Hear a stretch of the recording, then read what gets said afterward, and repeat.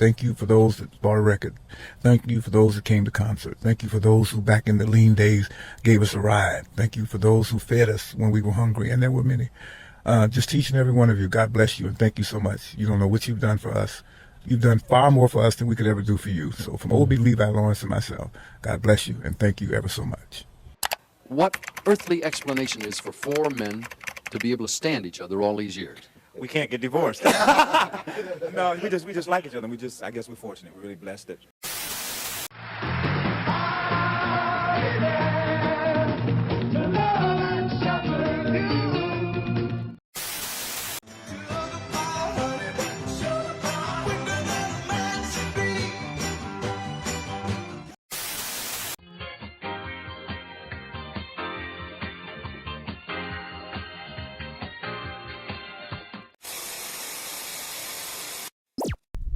There's no denying that in their prime, the Temptations were iconic, but none could rival their energy, quite like the formidable Four Tops.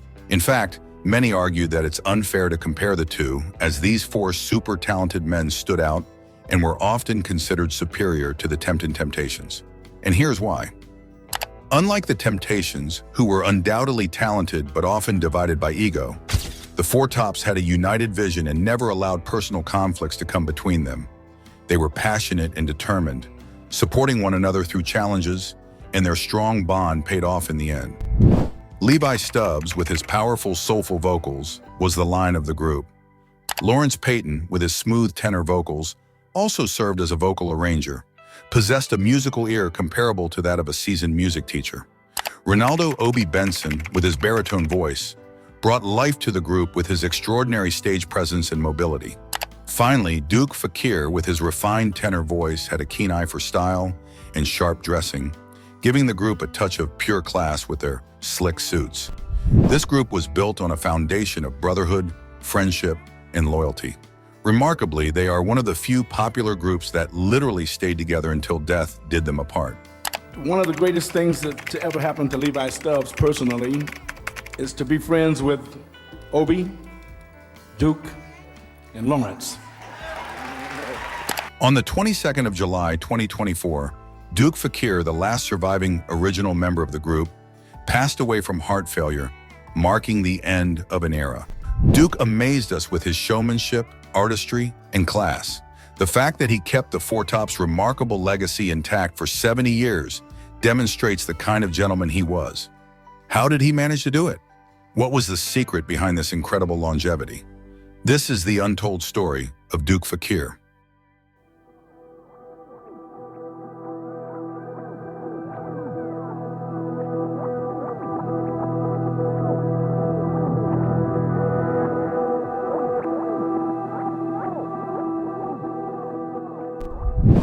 Abdul Karim Fakir, better known as Duke Fakir, was born on December 26, 1935, in Detroit, Michigan. He was the fourth of 6 children of Nazim Ali Fakir, a factory worker at Briggs Manufacturing Company, and Ruby Leon Eckridge, a domestic worker and minister's daughter. Their marriage was unique for its time. Nazim, Duke's father, originally from what is now Bangladesh, was a street singer and guitar maker. He barely earned enough to support himself, so when he learned of opportunities in America, he was determined to pursue the American dream. He worked tirelessly, saving every penny to journey first to England as a cook, and then to Canada by a freight boat. From there, he walked to Windsor, then daringly swam across the Detroit River, finally reaching Detroit, the Motor City. From there, it was just a matter of time for him before things clicked. Just a matter of time. Meanwhile, Ruby, Duke's mother, was born in Georgia and migrated with her family to Detroit in 1925 during the Great Migration. She met Nazim while strolling through her neighborhood with her sister. Despite their cultural differences, Nazim was an Indian Muslim and Ruby an African-American Christian. They bonded over shared dreams and love for music. They both yearned for the American dream and wanted their children to grow up in an enabling environment. The couple then married on June 28, 1931, and had 6 children together, including Duke Fakir. Ruby's father and Duke's grandfather, Minister Virgil Eckridge, used his connections to secure Nazim a job at Briggs Manufacturing, ensuring he could provide for his family. The Fakir household was warm and loving, and everything seemed to be going smoothly until unresolved past issues caught up with them. Nazim was a devoted Muslim, while Ruby was a staunch Christian. Each believed that raising their children in their own faith was the only truth. Tensions escalated quickly, and when Duke Fakir was around 6, his parents divorced. The children stayed with their mother, but Nazim made sure to see them on weekends and paid alimony punctually without complaint. With the father absent most of the time, the mother had it her way and encouraged her children to immerse themselves in church activities to instill discipline. At the time, she was a choir director and pianist for Oak Grove AME Church, where her father was a co-founder and one of the reverends. Duke began singing in the baby choir, progressed to the junior choir, and eventually joined the senior choir, which included his siblings and cousins. At home, he often sang with his older sisters while they helped with chores, as their mother had to work to supplement Nazim's contributions. As time passed, Duke's mother noticed he wasn't fully committed to singing, often letting others take the lead because he was one of the youngest. Wanting the best for him, she encouraged him to sing a solo. Duke panicked but respected his mother's wishes. He started strong but froze during the second stanza. Feeling embarrassed, he ran out of the church and cried his heart out. A concerned stranger calmed him down just in time before his mother came out looking for him. Determined, his mother insisted he try again the following Sunday, confident in his abilities. The next week, 8-year-old Duke impressed the congregation, marking the beginning of his deep commitment to music. Fast forward to high school, after Duke Fakir transferred from Northern High to Pershing High, he decided to join various sports like basketball, football, and track. These activities were a way to cope with the pressure he was experiencing. His mother had remarried, and his stepfather developed back pain, making it difficult for him to work. As a result, Duke had to take on part-time manual jobs to chip in. Eventually, Duke moved in with his father, which offered him more freedom, a freedom that would shape his future. The area where he lived was vibrant with music and had many popular venues, including the renowned Paradise Theater. One day, while checking out the theater's lineup, Duke discovered that Lucky Millender's band was performing, featuring a young guest singer, Levi Stubbs. Duke immediately recognized Levi, as they had both been on the track team back in school at Pershing. Levi was a natural talent, having grown up singing alongside his cousin Jackie Wilson in Little Willie John. That day, Levi's performance captivated the audience and left a lasting impression on Duke, who vowed to reconnect with him to discuss music. Their paths eventually crossed, but in an unexpected way. After transferring to Pershing High, Duke faced hostility from a local gang because of his association with their rival school. One night, leaving a party, Duke was ambushed by gang members. Levi Stubbs, who was also at the party, intervened and rescued him. This incident sparked a close friendship between the two.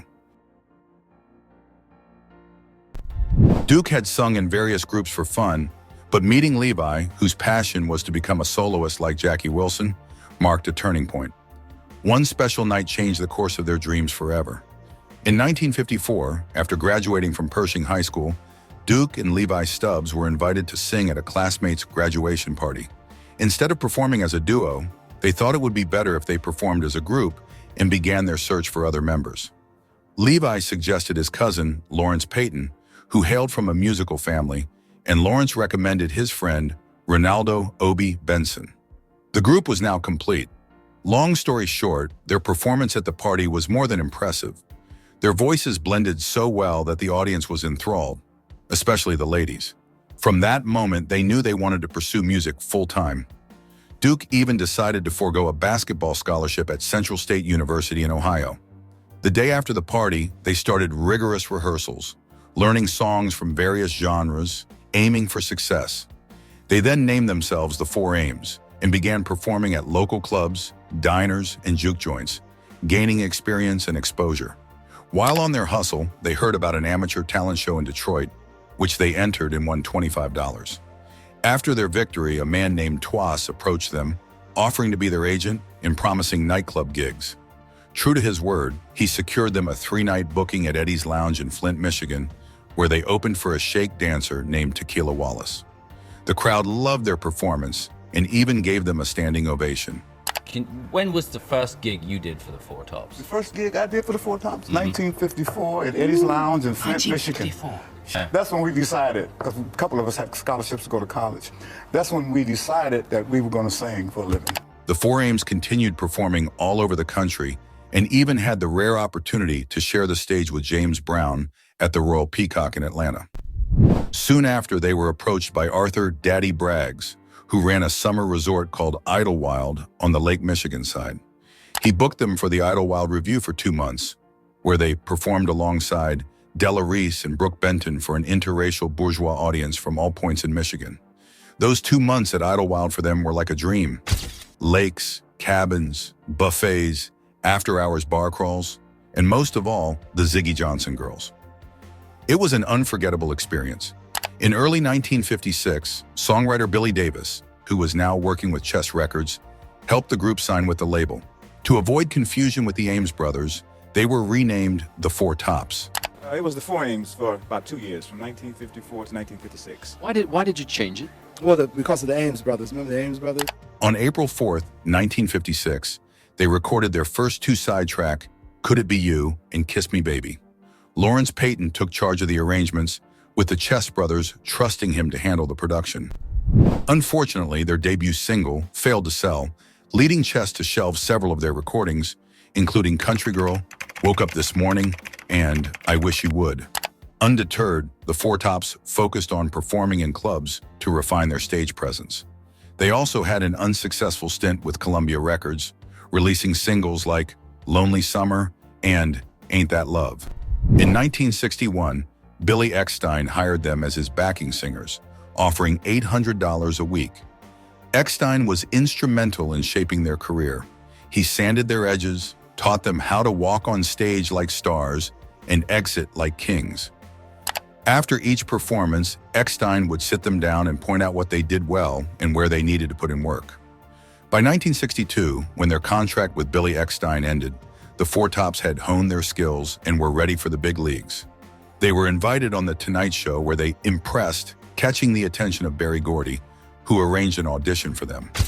In April 1963, the Four Tops signed a 6-year contract with Motown Records, which included a provision for the group to serve as backing singers on other Motown recordings. During their early years at Motown, the Four Tops initially recorded jazz standards before grazing the top 10 in 1964 with their single, Baby I Need Your Loving.